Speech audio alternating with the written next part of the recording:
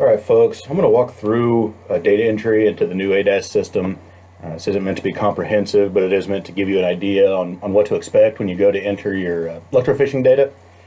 So to start off, you're going to go to fisheries.ksoutdoors.com. That's going to take you to a screen that looks like this. To log in, you're going to use your agency email address, firstname.lastname@ks.gov, and then the alphanumeric code that you use probably to unlock your computer that the agency assigned you is going to be your password. So you go ahead and log in with that. And you're going to see a screen that has some options. The picture is always going to change. It's going to say what you're logged in as over here. You're going to be logged in as yourself. There's a few menus up here. We're not going to talk about those in depth right now, but what we are going to look at is this sampling and add sampling event. So this is what you do. You're back to the office, you have your paper. The first thing you're going to do is enter just some broad information about the sampling event. So you're going to hit date. I'm going to enter some data that I helped Eli collect at Washington a couple days back. So you type in the date. You can search this with a drop-down menu. You can type it in. It's going to be a lot quicker. So I hit WSSL. You can tab through. Something I'm going to do a lot of here is tabbing through menus. So if you hold shift and push tab, you go backwards. If you push tab, you go forwards. Alternatively, you can use your mouse and click to get through them, whatever works for you. So here again, you can use the drop-down menu. I'm going to hit Eli. If I want to, alternatively, you can just start typing the name in. So I hit Eli there. Sample type, your options are fish sample, creel sample, or limnologic sample. You're probably not going to be doing limnologic samples. Those are going to be more broad scale.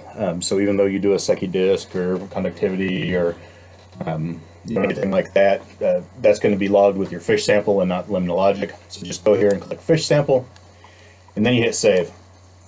So now we have this broad sampling event. Sampling event is going to be comprised of numerous gear deployments. Fish sample here is for gear deployment. So you're going to be tempted to start typing things into these boxes, but these are just search boxes. So once you have this populated, you can go through and search, and it just makes it a lot easier. So what we do here is click add. So this is going to be a new fish sample. So it's a new gear deployment. In this case, it's going to be one electrofishing station. So the location on this one is going to be grid number 20. So all you have to do is type 20. It's going to find a 20 in there. You have it.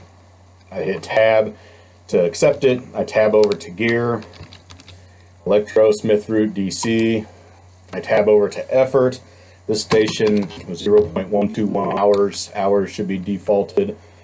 Secchi was 20 centimeters. Water temp was 65 degrees. I'm going to make a comment here that conductivity was 210. Just so we have that. One thing that's different about this is a standard box. This is going to be important moving forward. The things like the fishing forecast are going to look at this. If this is a standard sample, so if this is anything that's in our standard sampling manual, if it's the right time, if it's a random sample, if you're sampling the target species, this is going to be a standard sample. So because we did this sample in May, we did it with electrofishing. We're netting bass. This is a standard sample. If you wanted to do a sample for just bluegill, say in spring, so you went out in May and you shot just for bluegill, you can still enter these data into this system. You just don't click this standard box. So, this is going to help us identify these standard samples. Another time that you wouldn't use it is if you did a non-random station. So if you were sampling non-randomly to try to increase sample size or whatever reason, and you wanted that data in ADAS, but you didn't want it included in fishing forecast and P&Ms, then you don't click this box. So that way you have the data available to you, but it's not included in our standard calculations. So this one was standard, so I clicked the box, and then I hit save. So this is describing the gear deployment. And we have another one of these menus where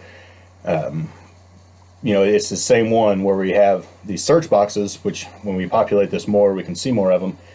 And we have the option here of either entering another sample, so we can do another fish sample, and your choices here are to go through and add all your samples individually and then add fish to them. I think I prefer to go through and just enter the sample and then enter the fish with it. So your options here are edit, delete, and fish data. All of them are pretty self-explanatory. Edit if you see that you messed something up in here, you need to change something. Delete if you need to get rid of it and start over for some reason. But fish data is where you enter the fish. So here we go again with this. Search boxes, it's going to confuse you. You're going to type into that. It's not going to hurt anything, but so I don't want to enter the data. So we're going to go to add again. And you see this pretty simplified menu here, and I'm just going to walk through it real quick. Group counts over here. So this is going to default to 1. Most of the time when we enter data, it's a 1. If you have more, if you have 100 of a certain size or species or whatever, you can change it. Species is going to just pull straight from our species list. They're all on there. It's probably easiest just to type what you want. You can hit tab, that accepts it. Then you can tab over to the next one. And then we just enter length and weight. So this should be old hat. So you have options, all the things like, all of the additional information. You still have those options. So, they're there. We just don't use these very often. So if you need to include a recapture tag number, gonad, or sex, then you have that option here. Structure taken, the same thing. It's just a checkbox. Regardless, you get in there. We're not going to enter any of this stuff today. So we have a fish on there. This button is to clone. You hit that, it drops you back down. You have to tab over to length again. You can type that in to your next fish. I'm going to hit tab, and you can see where it highlights this clone box. Hit enter. Tab over, hit enter. So now I have a group count on the data sheet. So over here, I just hit shift and tab to go back one. I have 4 fish. Tab over, they're still largemouth bass. These are 80. No weight on these. I hit enter. I have another group here, 290. I can click it, I can hit enter as long as this box is highlighted. Whatever your workflow is, whatever works best for you. I'm going to enter these really quick.